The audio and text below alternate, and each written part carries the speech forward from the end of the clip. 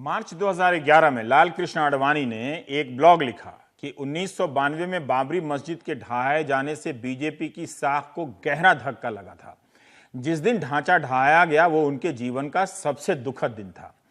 जिस घटना को आडवाणी अपने जीवन का सबसे दुखद दिन बता रहे हैं, उसी घटना की साजिश रचने के आरोप में उनका ट्रायल होगा। सुप्रीम कोर्ट ने आदेश दिया है कि उनके साथ 12 अन्य लोगों के खिलाफ भी केस चलेगा, जिसे 2 साल के भीतर निपटा देना है, पूरा किया जाएगा। इनमें सांसद मुरली मनोहर जोशी भी हैं, उमा भारती मंत्री हैं, राज्यपाल कल्याण सिंह भी शामिल हैं। रोज इस मामले की सुनवाई होगी। उमा भारती मंत्री रहते हुए ट्रायल का सामना करेंगी या इस्तीफा देंगी, ये पता नहीं, लेकिन उन्होंने कहा है कि इस्तीफा नहीं देंगी। सवाल साजिश रचने के आरोप का है, मगर बयान शिफ्ट हो गया मंदिर निर्माण से जुड़े गौरव गान पर, जबकि दोनों बातें अलग अलग है। मंदिर निर्माण अलग मामला है, सेक्शन ए, लेकिन सेक्शन बी मामला क्या है? मस्जिद को तोड़ने का मामला, जो आपराधिक मामला है। लेकिन आपराधिक मामले का जवाब भावुक मामले से दिया जा रहा है। उस दिन हमारी सहयोगी निधि कुलपति भी वहां मौजूद थी जब मस्जिद ढहाई गई। लखनऊ के वरिष्ठ पत्रकार शरद प्रधान भी थे। शरद प्रधान कानूनी रूप से इस मामले के गवाह भी हैं। नेताओं के आपने बयान तो बहुत सुने, लेकिन आप शरद प्रधान से सुनिए साजिश के पहलू पर। कमाल के साथ उनकी ये बातचीत है। एक चीज बताना बहुत जरूरी है कि शरद प्रधान वो पत्रकार हैं जो उस वक्त रॉयटर्स के लिए वहां से रिपोर्ट कर रहे थे, और वो 14 दिन उनका क्रॉस एग्जामिनेशन हुआ है गवाही देने में।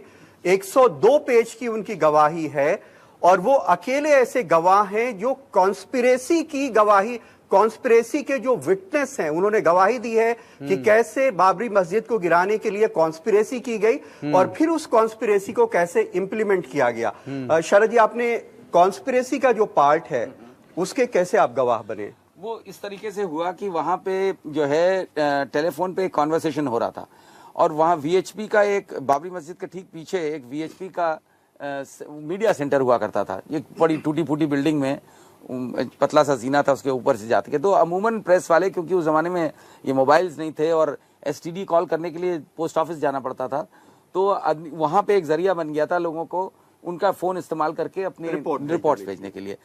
तो ये एक रोज पहले 5 दिसंबर को, हम 5 तारीख से वहीं पे थे, तो हम 5 को वहां पहुंचे। जब ये पूरा वहां पे तय ये हो गया था कि भाई अब जो है कार सेवा, खाली कार सेवा इस तरीके से होगी कि वो जो प्लेटफॉर्म बना था सीमेंट का, उस पे आकर के 2-2 मुट्ठी मट्टी गिराएंगे सरयू की, और वसूली से वहां ठोका ठाकी करेंगे साधु संत। तो हम ये रिपोर्ट करने के लिए कि बड़ा, तो ये तो एंटी क्लाइमेक्स हो गया, हम जल्दी से भागे वहां मीडिया सेंटर। तो मीडिया सेंटर की जब सीढ़ी पे हम चढ़ने लगे तो वहां पे किसी को बात करते सुना, कोई फोन पे ऑलरेडी ऊपर था, जो ये कह रहा था कि हाँ भाई 200 वसूलियां शाम तक भेज दो। तो हमें एकदम वो अपना जर्नलिस्टिक शक्की मिजाज, तो हम रुक गए। हमने कहा सुने इसकी बात क्या है। तो वो कहने लगा कि भाई 200 वसूली, 200 बेलचे और 200 तसले रात तक पहुंच जाने चाहिए। कहा? उसने बोला हाँ उसी पते पर। इतनी बात, मतलब वन साइड का कॉन्वर्सेशन हम सुन रहे थे। उसने बात खत्म करी तो हम बड़ी स्ट्रेटेजिकली हमने 2-3-4 स्टेप्स नीचे कर लिए। तो वो उतरा तो हमने हमने उसको अपनी शक्ल नहीं दिखाना चाहते थे, वो भी हम जाहिर है हमें उसको पता नहीं था हम कौन है। तो खैर वो नीचे उतरा, हम ऊपर गए, हमने वहां से फोन करा, हमने रॉयटर्स को बताया। उस वक्त हमें ये तो शक हुआ कि ये जरूर कोई चीज है, ये क्यों मंगा रहे हैं, बेलचे की क्या जरूरत है, बेलचा तो खोदने की चीज है, वसूली भी तोड़ने की चीज है। उसके बाद जब ये डेमोलिशन हो गया नेक्स्ट डे, और फिर ये समझ में आया कि ये तो पार्ट ऑफ मेजर कॉन्स्पिरेसी। जब सीबीआई ने पूछताछ शुरू करी तो मुझसे काफी, क्योंकि हम वहां पे एक उसका जो एंटायर डेमोलिशन है, चला कि वो ये आदमी कौन था, वो इस तरीके से पता लगा कि सीबीआई को, जब सीबीआई को हमने ये बताया किस्सा कि इस तरीके से हमने एक कॉन्वर्सेशन सुना था, तो उन्होंने हमसे ट्रैक इस तरीके से किया कि उन्होंने बोला कि आपने उसका पता है आपको शक्ल? मैंने कहा नहीं, शक्ल तो मैंने नहीं की उस आदमी की, लेकिन बाकायदा इतने बजे समय मुझे याद था।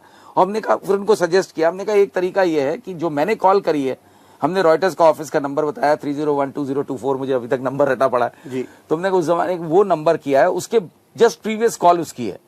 तो अगर आप उसको, उसी जमाने में वहां पे अयोध्या में एक्सचेंज मॉडर्नाइज हुआ था, तो वो क्रॉस बार्स करके कुछ और नया एक्सचेंज लगा था, तो उसमें फैसिलिटी थी कि आप कॉल्स ट्रैक कर सकते हैं। तो सीबीआई ने बीएसएनएल के जरिए से, जो उस टाइम पीएनटी डिपार्टमेंट से, उन्होंने ट्रैक किया, फिर उसको अरेस्ट किया उस आदमी को। और ये जो बसुलियां वगैरह और जो बेलचे आए, इनको इस्तेमाल करते हुए आपने क्या देखा और कैसे देखा, इनका इस्तेमाल क्या हो रहा वो था? इस्तेमाल इस तरीके से हुआ कि अगर आपने बाबरी मस्जिद पहले ढाने से पहले देखी होगी तो उसकी दीवारें जो मेन वॉल्स थी वो बहुत चौड़ी चौड़ी थी, 2-2 2.5 फुट की, नीचे बेस पे तो करीब 2.5 फुट की दीवारें थी। तो वो बेलचे का इस्तेमाल इसमें किया गया कि जब वो पूरा, हम ऊपर से बगल से बिल्डिंग से देख रहे थे पूरा एंटायर प्रोसेस जिस तरीके से उन्होंने गिराया उसको, तो वो बेस पे प्लिंथ लेवल जिसे कहते हैं, प्लिंथ लेवल पे दोनों साइड से बेलचे इस्तेमाल हो रहे थे उस वॉल को नैरो करने के लिए। पूरी एक लंबी सी झीरी काट दी गई जिससे कि जो 2.5 फुट की दीवार है वो शायद मुश्किल से 1 फुट रह जाए। अब जब वो वॉल कमजोर हो गई, उस पे पूरा ढांचा खड़ा हुआ है, तो उसके बाद उसमें होल्स डिग करेंगे नीचे की तरफ ही, जहां पे झीरी काटी वहीं पे होल्स डिग करेंगे, मोटे मोटे उसमें रस्से डाले गए और होल से एक रस्सा इस तरफ से ले जाकर दूसरी तरफ से वापस नीचे लिया और लंबे लंबे रस्से थे उनको, बाबरी मस्जिद की हाइट थी, टीले जैसा वो था, वहां से लोग रस्से लेकर के नीचे, अब नीचे वो जब 6 दिसंबर को 400-500 आदमी वो रस्से लेके नीचे आ रहे वो रस्से उससे डाला और रस्से उसको खींच करके उन्होंने नीचे दोनों एंड्स आ गए रस्से के, एक होल से एक दूसरे होल से।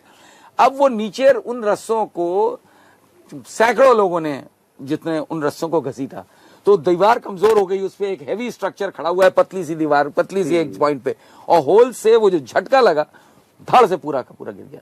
मैं खुद भी नहीं समझ में आया था जब देखा, हम लोग सोच रहे थे कैसे तोड़ेंगे। शुरू में लोग वसूली लेकर के ऊपर लोगों ने तोड़ना शुरू किया, जो उसके गुंबद थी, तो वो तो घंटे भर में उसका प्लास्टर भी नहीं टूट पा रहा था, इतना मजबूत प्लास्टर था।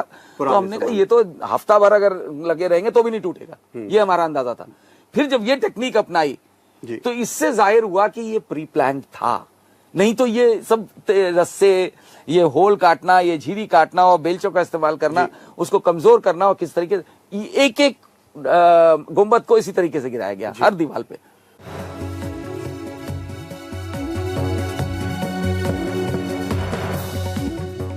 की चीज है, वसूली भी तोड़ने की चीज है।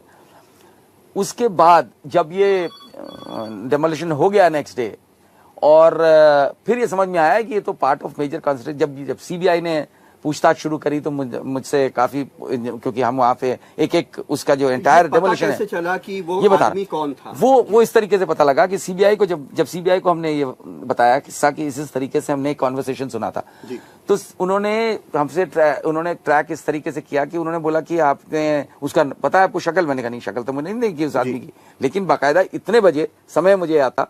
और हमने कहा, फिर उनको सजेस्ट किया, हमने कहा एक तरीका ये है कि जो मैंने कॉल करी है, हमने रॉयटर्स का ऑफिस का नंबर बताया 30122024, मुझे अभी तक नंबर रटा पड़ा है, तो हमने उस जमाने वो नंबर किया है, उसके जस्ट प्रीवियस कॉल उसकी है। तो अगर आप उसको, उसी जमाने में वहां पे अयोध्या में एक्सचेंज मॉडर्नाइज हुआ था, तो वो क्रॉस बार्स करके कुछ और नया एक्सचेंज लगा था, तो उसमें फैसिलिटी थी कि आप कॉल्स ट्रैक कर सकते हैं।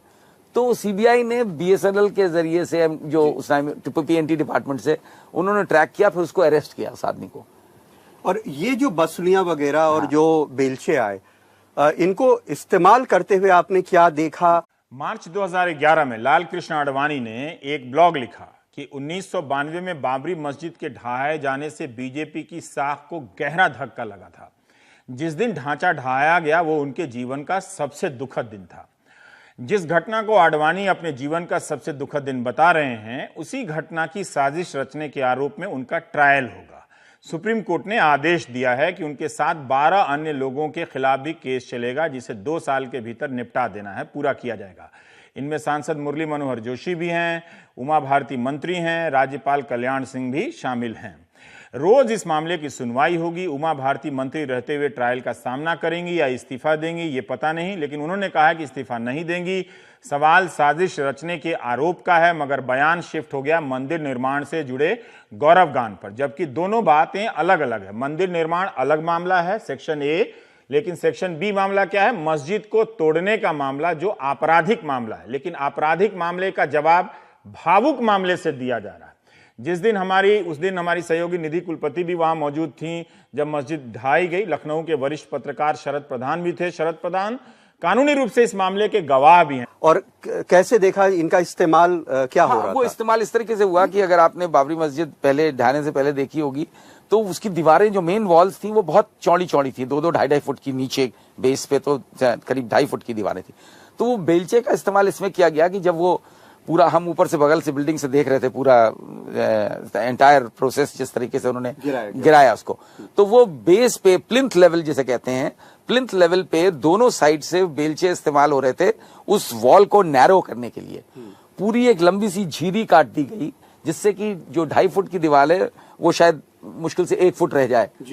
अब जब वो वॉल कमजोर हो गई, उस पे पूरा ढांचा खड़ा हुआ है, तो उसके बाद उसमें होल्स डिग करेंगे नीचे की तरफ ही, जहां पे झीरी काटी वहीं पे होल्स डिग करेंगे, मोटे मोटे उसमें रस्से डाले गए और होल से एक रस्सा इस तरफ से ले जाकर दूसरी तरफ से वापस नीचे लिया, और लंबे लंबे रस्से थे, उनको बाबरी मस्जिद की हाइट पे टीले जैसा वो था, वहां से लोग रस्से लेकर के नीचे, अब नीचे वो जब 6 दिसंबर को 400-500 आदमी वो रस्से लेके नीचे आ रहे वो रस्से उससे डाला और रस्सा उसको खींच करके उन्होंने नीचे दोनों एंड्स आ गए रस्से के। एक तो हम 5 को वहां पहुंचे, जब ये पूरा वहां पे तय ये हो गया था कि भाई अब जो है कार सेवा खाली, कार सेवा इस तरीके से होगी कि वो जो प्लेटफॉर्म बना था सीमेंट का, उस पे आकर के 2-2 मुट्ठी मट्टी गिराएंगे सरयू की और वसूली से वहां ठोका ठाकी करेंगे साधु संत। तो हम ये रिपोर्ट करने के लिए कि बड़ा तो ये तो एंटी क्लाइमेक्स हो गया, हम जल्दी से भागे वहां मीडिया सेंटर। तो मीडिया सेंटर की जब सीढ़ी पे हम चढ़ने लगे तो वहां पे किसी को बात करते सुना, कोई फोन पे ऑलरेडी ऊपर था, जो ये कह रहा था कि हाँ हाँ भाई 200 वसूलियां शाम तक भेज दो। तो हमें एकदम वो अपना जर्नलिस्टिक शक्की मिजाज, तो हम रुक गए, हमने कहा सुने इसकी बात क्या है। तो वो कहने लगा कि भाई 200 वसूली, 200 बेलचे और 200 तसले शाम तक, रात तक पहुंच जाने चाहिए। कहा, उसने बोला हाँ हाँ उसी पते पर। इतनी बात, मतलब वन साइड का कॉन्वर्सेशन हम सुन रहे थे। उसने बात खत्म करी तो हम बड़ी स्ट्रेटेजिकली हमने 2-3-4 स्टेप्स नीचे कर लिए।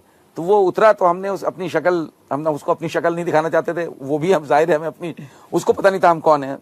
तो खैर वो नीचे उतरा, हम ऊपर गए, हमने वहां से फोन करा, हमने रॉयटर्स को बताया। उस वक्त हमें ये तो शक हुआ कि ये जरूर कोई चीज है, ये क्यों मंगा रहे हैं, बेलचे की क्या जरूरत है, बेलचा तो खोदने की। नेताओं के आपने बयान तो बहुत सुने, लेकिन आप शरद प्रधान से सुनिए साजिश के पहलू पर कमाल के साथ उनकी ये बातचीत है।